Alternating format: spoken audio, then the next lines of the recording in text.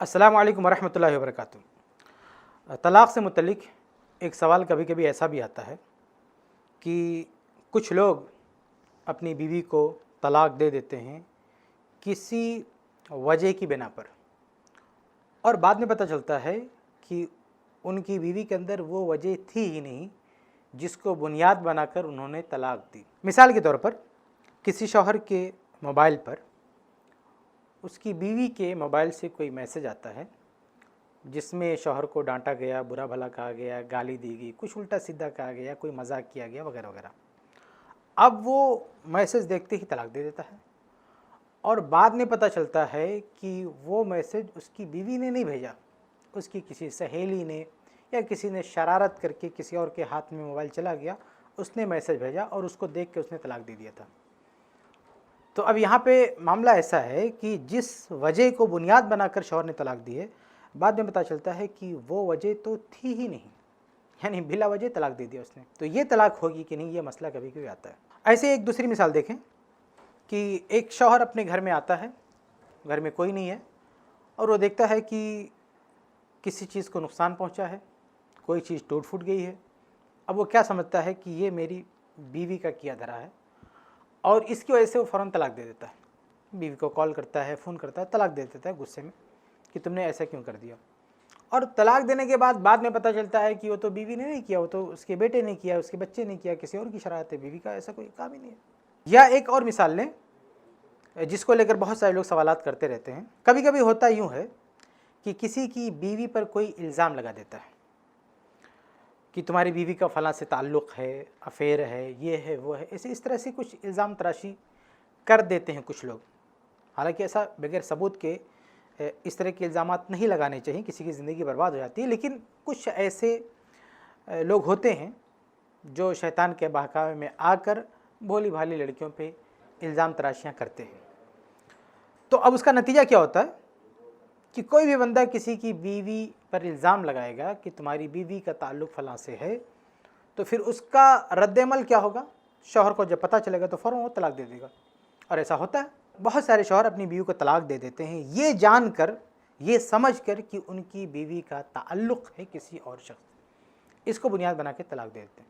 और बाद में पता चलता है कि उनकी बीवी तो बरी थी, उसकी कोई गलती नहीं थी, किसी ने शरारत करके किसी ने बिला वजह उस पर तहमत लगाई है। लेकिन मसला है कि पहले तलाक़ दे चुका है और बारात बाद में साबित होती तो अब क्या करें। तो ये कुछ मिसालें हैं। कहने का मतलब कि हमारे यहाँ कई दफ़ा ऐसा होता है कि एक शौहर अपनी बीवी को तलाक़ दे देता है और तलाक़ जिस वजह को बुनियाद बना के देता है, बाद में पता चलता है कि वो वजह थी ही नहीं। तो अब मसला ये खड़ा होता है और ये सवालात पूछे जाते हैं कि ये तलाक़ जो बिला वजह दी गई है, जिस वजह को बुनियाद बना कर दी गई है, वो वजह हकीकत में नहीं थी, तो ऐसी सूरत में दी गई तलाक़ को शुमार किया जाएगा, माना जाएगा कि नहीं माना जाएगा, ये सवाल होता है। इसका जवाब ये है कि ये तलाक़ बिल्कुल नहीं मानी जाएगी, इसका कोई शुमार नहीं होगा, इसकी कोई गिनती नहीं होगी। क्योंकि ऐसी सूरत में शौहर जो तलाक़ दे रहा है तो एक वजह को बुनियाद बना के तलाक़ दे रहा है। या ये समझ लीजिए कि वो एक शर्त है, यानी उसकी वजह वो शर्त के कायम मकाम है, उसकी वजह से वो तलाक़ दे रहा है। और जब वो शर्त ख़त्म हो गई, वो चीज़ ख़त्म हो गई, तो अब उस तलाक़ का भी कोई मतलब नहीं रह गया। दूसरे अल्फाज में ये कह लें कि जब वो वजह नहीं साबित हो सकी तो उस वजह के बग़ैर शौहर का तलाक़ देने का कोई इरादा था ही नहीं। यानी शौहर की नीयत उस वजह के बग़ैर तलाक़ देने की नहीं है, ना उसका क़स्द है, ना उसकी नीयत है, ना उसका इरादा, कुछ भी नहीं। उसने तो एक वजह को समझ के तलाक़ दी है। अब अगर वो वजह ख़त्म हो गई तो उस वजह के बग़ैर तलाक़ देने का कोई इरादा शौहर के पास नहीं था। उसके पास तलाक़ देने की उसके अलावा कोई वजह नहीं थी।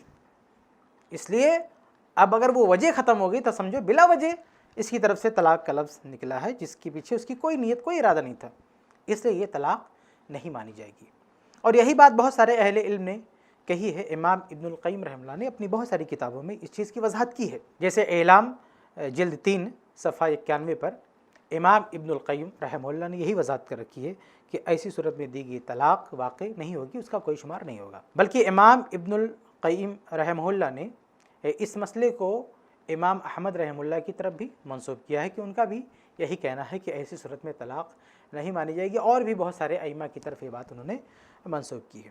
اور اسی طرح سے اگر ہم عصر حاضر کی بات کریں تو سعودی کی جو بہت بڑی افتاء کمیٹی ہے لجنہ دائمہ، تو وہاں کے جو فتاوی مطبوع ہیں تو ان کے پاس بھی اس طرح کے کئی سوالات آئے ہیں، اور انہوں نے ایسے سوالات کی یہی جوابات دیے ہیں کہ ایسی صورت میں طلاق نہیں مانی جائے گی۔